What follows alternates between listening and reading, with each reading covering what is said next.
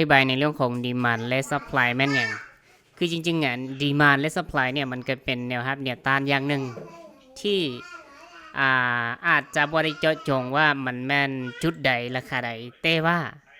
demand และ supply เนี่ยมันจะหมายถึงส่วนรวมของกรอบนั่นเนาะมันจะหมายถึงส่วนรวมของกรอบนั่นหรือว่าเราสามารถที่จะเรียกได้ว่าแนวรับแนวต้านขนาดใหญ่นั่นเองซึ่งว่าปกติแล้วแนวรับแนวต้านเนี่ยเราจะมักตีสไตล์แบบนี้ยกตัวอย่างว่ามันขึ้นไปฮอดจุดสูงสุดเนาะอยู่แถวๆนี้เราก็สามารถตีเป็นแนวต้านและโซนที่ราคาเคลื่อนที่ขึ้นไปเนี่ยยกตัวอย่างมันลงมาฮอดจุดนี้มันบ่สามารถเคลื่อนที่ลงได้มันมีการดีดตัวขึ้นไปเขาก็เรียกว่าจุดนี้เป็นแนวรับและในก็ยกตัวอย่างมันขึ้นมาฮอดจุดนี้มันบ่สามารถที่จะทะลุขึ้นไปได้เขาก็สามารถที่จะเอิ้นได้ว่ากรอบนี้เป็นแนวต้านนั่นเองอันนี้ก็คือแนวรับแนวต้านในการตีโซนแนวรับแนวต้านเนาะแต่ว่าในเรื่องของ demand และก็ supply zone เนี่ยdemand zone ก็หมายถึงโซนที่อยู่ด้านลุ่มมาแหละ supply zone หมายถึงโซนที่อยู่ด้านถึงหรือว่าโซนที่มีคนต้องการที่จะขายสินทรัพย์หลาย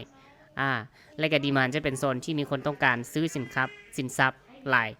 ก็คือในเรื่องของการตี demand supply zone เนี่ยเราสามารถตีได้ demand supply zone ล่าสุดและก็ demand supply zone ในกรอบใหญ่ได้ยกตัวอย่างว่าแถวๆนี้เนาะเขาจะตีเป็นdemand zone อยู่แถวๆนี้นะ demand zone เนี่ยในการวัด demand zone ของเขาเนี่ยเขาจะวัดจากไซส์เทียนของแท่งเขาจะวัดจากแท่งเทียนล่าสุดวัดทั้งราคาปิดราคาเปิดราคาสูงสุดราคาต่ำสุดของแท่งเทียนแท่งล่าสุดที่มันมีการ pull back ขึ้นไปหรือว่าแท่งล่าสุดที่มันมีการสามารถที่จะดันราคาขึ้นไปสร้างบอสหรือว่าไปทะลุกรอบได้เนาะฉะนั้นเนี่ยในเมื่อที่มันเป็นอย่างนี้ค่อยก็จะตีกรอบนี้เป็นแถวของ demand เนาะ demand zone และก็ยูเทิงเนี่ยเขาอาจจะสามารถที่จะตีแถวนี้เนาะแถวนี้ก็ได้หรือว่าตีกรอบน้อยๆนี่ก็ได้เนาะเขาสามารถตีเป็น supply zone เนาะตีเป็น supply zone ตีระดับนี้เนาะหลักๆก็จะประมาณนี้ก็ได้เนาะค่อยจะตีทั้งเทียนโซนนี้เป็น supply zone แต่ต้องบอกว่าในการนำใช้ demand supply zone ในการเทรดตลาดแบบนี้ option เนี่ยมันเป็นอย่างที่แบบค่อนข้างที่จะบ่ค่อยชัดเจนปานใดเพราะว่าในการเทรดตลาดระยะสั้นเนี่ยมันเป็นการเทรดระหว่างแท่งเทียนต่อแท่งเทียนเนาะหรือว่าอาจจะอาศัยโซนนี้เป็น supply zone ก็ได้เนาะอาศัยโซนนี้เป็น supply zone ก็ได้แล้วจุดนี้เราสามารถที่จะเอ่นได้ว่ามันเป็น demand zone โซนหนึ่งก็ได้คือกันในกรอบย่อยเนาะกรอบย่อยเพราะว่า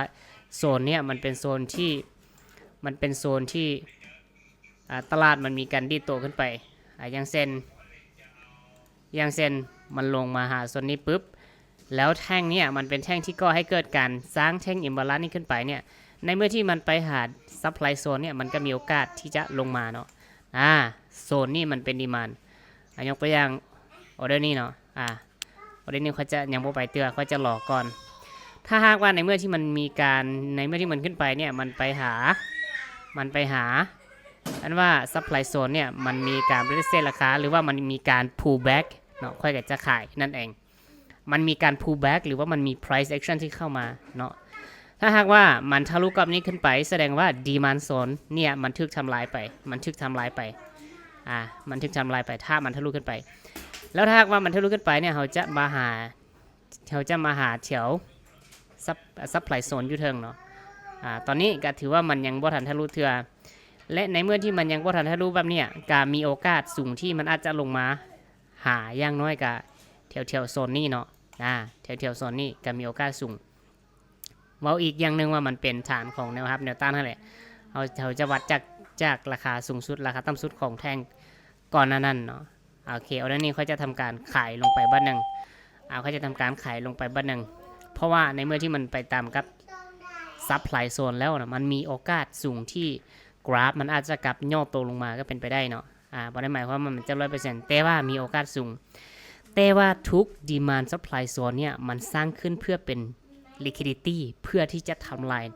ายนั่นเองทุก demand supply zone ล้วนเต้จะต้องถูกทำลายเสมอ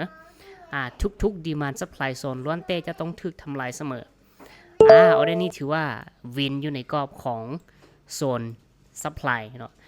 แล้วในเมื่อที่มันเคลื่อนที่ขึ้นไปอยู่ในแต่ละกรอบเนี่ยมันเคลื่อนที่ขึ้นไปอยู่ในแต่ละกรอบเนี่ยจากการเคลื่อนที่จุดนี้ขึ้นไปลงมาหาโซนนี้ปุ๊บอะไรเกิดขึ้นไปขึ้นมาหาโซนนี้เนาะมันมีโอกาสที่จะลงมาข้างนี้หรือมันจะต้องถูกทำลายดีมานด์กรอบนี้นะมีโอกาสสูงหรือว่ามาฮอดจุดนี้ปุ๊บอาจจะมีการไซด์เวย์อยู่แถวๆนี้เนาะสมมติเราได้ค่อยขายต่อลงเบิงเดี๋ยวเขาจะเบิงตลาดกรอบใหญ่ว่าตลาดกรอบใหญ่มันเป็นเทรนด์ขาขึ้นหรือขาลงหรือว่าลิ้นจังใดตอนนี้จริงๆตลาดมันลิ้นไซด์เวย์อยู่เนาะจริงๆตลาดมันลิ้นไซด์เวย์อยู่กับเบิงตัวจริงว่ามันจะลงมาหาซัพพลายได้บ่อยู่ในกรอบนี้มันจะลงมาหาซัพพลายได้บ่ถ้าหากว่ามันทะลุซัพพลายกรอบนี้ลงไปแสดงว่ายังมีซัพพลายไม่ซัพพลายนะมันดีมานด์เนาะถ้ามันทะลุดีมานด์กรอบนี้ลงมาแสดงว่ายังมีดีมานด์อยู่ลุ่มที่รองรับเนาะยังมีดีมานด์อยู่ลุ่มที่รองรับฉะนั้นเนี่ยเขาก็รอการเกิด price action ของแท่งเทียนในกรอบ demand supply zone ในกรอบ demand supply zone มันคล้ายๆกับแนวรับในต้านไหลเพียงแต่ว่าเขาจะตีเป็นกรอบใหญ่แต่สำหรับการตีเนี่ยเขาจะตีระหว่างราคาสูงสุดและราคาต่ำสุดของแท่งเทียนล่าสุดก่อนที่มันจะเปลี่ยนเป็นแท่งต่อไปเนาะก่อนที่มันจะมีการสร้างโครงสร้างใหม่อย่างเช่นออเดอร์แบบนี้นะออเดอร์แบบนี้นี่ก็ขายต่อได้เพราะว่ามันยังบ่ทันที่จะว่าตลาดเนี่ยมันยังบ่ทันที่จะสร้างแท่งออเดอร์บล็อกใหม่แท่งออเดอร์บล็อกหรือว่าแท่งที่เป็นดีมานด์โซนขนาดย่อยเนาะค่อยกันยังขายต่อเดี๋ยวเขาจะอธิบายว่า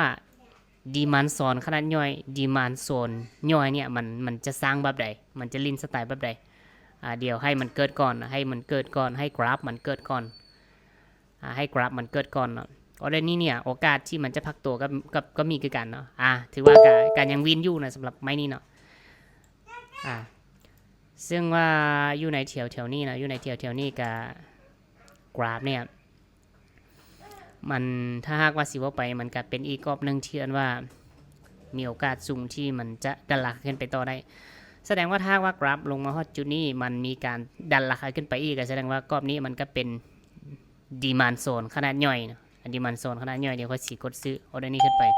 แต่ว่าบ่ค่อยที่จะชัดเจนปานใดเนาะในการ pull back ของมันบ่ค่อยที่จะชัดเจนปานใดเราจะสามารถวัดได้จากใส่นะก็คือแท่งเทียนนี้นะแท่งเทียนนี้โซนนี้เขาจะเอิ้นว่าเป็นดีมานด์โซนแต่ว่ามันเป็นโซนที่เอิ้นว่าบ่แข็งแรงเลยมันเป็นโซนที่บ่แข็งแรงย้อนอย่างเขาจึงเอิ้นว่ามันจึงเอิ้นในกรอบนี้ว่ามันเป็นดีมานด์โซนมันเป็นดีมานด์โซนขนาดย่อยยกตัวอย่างแท่งนี่มันก็ให้เกิดมีแท่งเขียวนี้ขึ้นไปเนาะแต่มันก็มีการยุราคาลงมาแสดงว่าออเดอร์เนี่ยมันก็บ่สามารถที่จะขึ้นไปต่อได้เนาะในกรณีแบบนี้เนาะในกรณีแบบนี้นี่ถ้าหากว่ามันเกิดสไตล์แบบนี้ที่เขาเรียกว่า best เนาะ best กรอบนี้เอิ้นว่า best เขาก็สามารถที่จะตีฐานนี้เป็นดีsupply zone ได้ทันที supply zone ได้ทันทีแล้วในเมื่อที่มันทะลุลงมาแบบนี้แล้วมันเกิดแท่ง imbalance แบบนี้ลงมามีโอกาสสูงที่มันจะไปสร้างดีมานด์ใหม่มีโอกาสสูงที่มันจะลงมาหาดีมานด์อยู่กรอบด้านลุ่มเนาะอันนี้ก็คือประสบการณ์ในเรื่องของการเทรด SME หรือว่าการเทรดในตลาดฟิวเจอร์หรือว่าตลาด Forex เนี่ยเขาจึงบอกว่ามีโอกาสสูงที่มันจะลงได้ยาวๆเนาะเพราะว่าแท่งเทียนเนี่ยมันเป็นแท่งเทียน imbalance เนาะimbalance หรือว่ามันเป็นแท่งเทียนเต็มเลยแล้วsupply zone ใดเป็น supply ที่สามารถส่งเสริมแท่งเทียนตัวนี้ลงมาsupply zone ใด supply ที่สามารถส่งเสริมแท่งเทียนตัวนี้ลงมาเนี่ยก็คือ supply กรอบนี้supply กรอบนี้แสดงว่า supply กรอบนี้มีอีกอย่างที่ค่อนข้างน่าสนใจเพราะว่ามันสามารถที่จะเห็นให้ตลาดมัน bounce ลงมาได้เนาะมัน bounce ลงมาได้หรือว่ามัน breakout of structure มันมีการทะลุลงมาก็คือบอสแถวๆนี้เนาะบอสมันสร้างโลใหม่ได้สบายเลยมันสร้างโลใหม่ได้สบายเลยและในเมื่อที่มันลงมาใกล้กับดีมานด์โซนยุโรปเนี่ยจริงๆเขาก็ควรที่จะรอเบิ่งก่อนว่าตลาดมันจะเคลื่อนที่แบบใดถ้าหากว่ามันทะลุซัพพลายโซนยุโรปขึ้นไปลงไปอย่างเช่นเนาะเขาจะตีกรอบนี้เป็นซัพพลายโซนยกตัวอย่างเนาะซัพพลายโซนระดับนี้ supply zone ในเมื่อที่มันทะลุลงไปเนี่ยเขาก็รอจังหวะในการขายต่อก็คือในเมื่อที่มันทะลุลงมาปุ๊บเขาก็รอจังหวะในการที่มันดิดกลับแล้วมันมีการ pull back แล้วเขาก็ขายในกรอบนี้เนาะเราก็ขายในกรอบนี้ เขาก็จะรอเบิ่งเนาะรอเบิ่งว่ามันจะมีการดีดราคาลงกลับมาบ่ตอนนี้หลังจากที่มันดันราคาขึ้นมามันยังบ่ทันทะลุซัพพลายโซนตอนนี้ก่อนนี้มันกลายเป็นซัพพลายโซนแล้วเนาะคือจริงๆอ่ะดีมานด์และซัพพลายเนี่ยมันก็เป็นแนวโอเคในเมื่อที่มันมีการดีดกราฟแบบนี้ค่อยจะขายทันทีเลยค่อยจะขายทันทีเลยคือจริงๆหลายคนคิดว่าโซนนี้มันเป็นแนวรับฉะนั้นเป็นอย่างคือบ่ซื้อเนาะในการเทรดรูปแบบของ demand supply zone เนี่ยกะตั้งค่อนข้างที่จะค่อยจะมองต่างจากการเทรดแนวรับแนวต้านเนาะเพราะว่า demand supply zone ถ้าหากว่าเขาเข้าใจเขาศึกษาดีๆเนี่ยมันก็เปรียบเสมือนกับการเทรดที่ว่าเขาเห็นจังว่าการเข้าออเดอร์ของรายใหญ่ว่ารายใหญ่นี่มันจะเข้าแบบใดแล้วส่วนเนี้ยจากก่อนนั้นเนี่ยมันเป็น demand โซนแล้วตอนนี้มันกลายเป็น supply zone ไปแล้วเนาะแล้วการนับ supply zone ตัวล่าสุดเนี่ยก็คือค่อยสามารถที่จะนับระดับแท่งเทียนที่มันสร้างใหม่ตัวนี้นับทางไซเทียนราคาปิดราคาเปิดราคาสูงสุดราคาต่ำสุดของแท่งนี้เลยแสดงว่าตอนนี้มันทะลุกรอบนี้ลงไปมันสร้างซัพพลายใหม่ในเมื่อที่มันสร้างซัพพลายใหม่เนี่ยเขาก็รอเบิ่งว่ามันจะลีนไซเวย์บ่หรือว่ามันจะลงต่อเนาะในเมื่อที่มันสร้างซัพพลายใหม่แสดงว่าตลาดมีโอกาสที่จะลงต่อสูงเขาก็สามารถที่จะขยับเพื่อให้เขาเห็นถึงจุดโลสูงสุดและจุดโลต่ำสุดอาจจะอยู่ใส่เขาสามารถที่จะเอาฟิโบมาวัดจากจุดต่ำสุดมาหาจุดเขาอาจจะเอาจุดไฮล่าสุดอยู่แถวๆนี้ก็ได้เนาะเอาจุดไฮล่าสุดอยู่แถวๆนี้ก็ได้แล้วเขาสังเกตเห็นว่ากรอบนี้แสดงว่าราคาเนี่ยมันลงมาเขาวัดจากเทิงลงรูปเอาเนาะมันจึงชัดเจนเขาวัดจากจุดนี้ลงมาหาสวิงโลล่าสุดก็แสดงว่าเขาจะเห็นว่าราคาตอนนี้เนี่ยมันค่อนข้างที่จะลงมายาวเนาะมันค่อนข้างที่จะลงมายาวและราคาเนี่ยมันลงมาใกล้กับฐานของศูนย์แล้วมีโอกาสสูงที่กรอบอยู่ด้านลุ่มเนี่ยมันอาจจะมีแห่งซื้อที่จะดันขึ้นไปเนาะเพราะว่าค่าของฟิโบเนี่ยออเดอร์นี้เขาจะทำการเข้าออเดอร์ซื้อขึ้นไปบัตรนึงค่าของฟิโบเนี่ยมันลงมาใกล้กับฐานของราคาว่า 0% ละลงมาใกล้กับฐานนี้ละแสดงว่าโซนเนี่ยปกติเนี่ยแท่งเทียนมันจะลิ่นระหว่าง150ถ้าหากว่าเขาตีอยู่เทิงลงลุ่มนะเพื่อเขาหาจุดที่ว่าราคาต่ำสุดเนาะเอาได้นี่ค่อยทำการกดซื้อขึ้นไปนะแต่ว่าก็ไม่ได้หมายความว่ามันจะต้องแบบวิน 100%เดี๋ยวก็จะวัดยูลุ่มขึ้นเทิงไปอีกในเรื่องการวัดฟิโบนันซีดิรีเทรสเมนต์แสดงว่าในกรอบยูดันลุ่มมันเป็นกรอบราคาที่ค่อนข้างน่าสนใจที่เวลาที่กราฟลงมาเนี่ยมันมีโอกาสสูงที่จะดันราคาขึ้นไปต่อให้มันทะลุไปก็ตามไม้นี่ค่อยจะทำการเข้าออเดอร์ซื้อโอเคมันลงมาใกล้กับฐานของค่าฟิโบ 161.8 แล้วค่อยจะซื้ออีกไม้หนึ่ง2ออเดอร์เนาะค่อยจะทำการซื้ออีก2ออเดอร์เพราะว่าส่วนหลายเนี่ยในเรื่องของการวัดฟิโบเนี่ยราคา 161.8 นี่ค่อนข้างเป็นราคาหนึ่งที่ค่อนข้างน่าสนใจค่อนข้างน่าสนใจเนาะออเดอร์นี้มีโอกาสสูงที่จะพักตัวเนาะแต่ก็ไม่ได้หมายความว่ามันจะต้องพักตัว 100%ไม่ได้หมายความว่ามันจะต้องพักตัว 100%มันจากการที่อธิบายในเรื่องของในเรื่องของ demand supply zone ไปแล้วก็ใกล้มากับการกระนำไส้ฟิโบนัชชีโอเคในเรื่องของการนำไส้ demand supply กันประมาณนี้นะถ้าว่าใครที่ยังบ่ทันเข้าใจแบบละเอียดเดี๋ยวค่อยสิเฮ็ดคลิปมาเพิ่มอีกเพื่อให้ทุกคนได้เห็นภาพอย่างชัดเจนเพราะว่า demand supply zone เนี่ยในมุมมองของค่อยกับการที่ค่อยใช้เนี่ยมันค่อนข้างที่จะแตกต่างจากผู้อื่นเนาะค่อยจะมองมันแตกต่างจากแนวรับแนวต้านทั่วไปโอเคก็ถือว่าการมีโอกาสชนะสูงอยู่เนาะมีโอกาสชนะสูงอยู่ในการนำไส้เนาะก็บ่ได้หมายความว่ามันจะต้องวินทุกออเดอร์แต่โอกาสชนะมันก็มีสูงคือกันคลิปนี้เป็นเพียงการมาแชร์มุมมองและก็ความรู้ความคิดของตัวเองเท่านั้นบ่แม่นการแนะนำการลงทุนหรือว่าสักส่วนลงทุนใดนะทุกการลงทุนมันมีความเสี่ยงเนาะ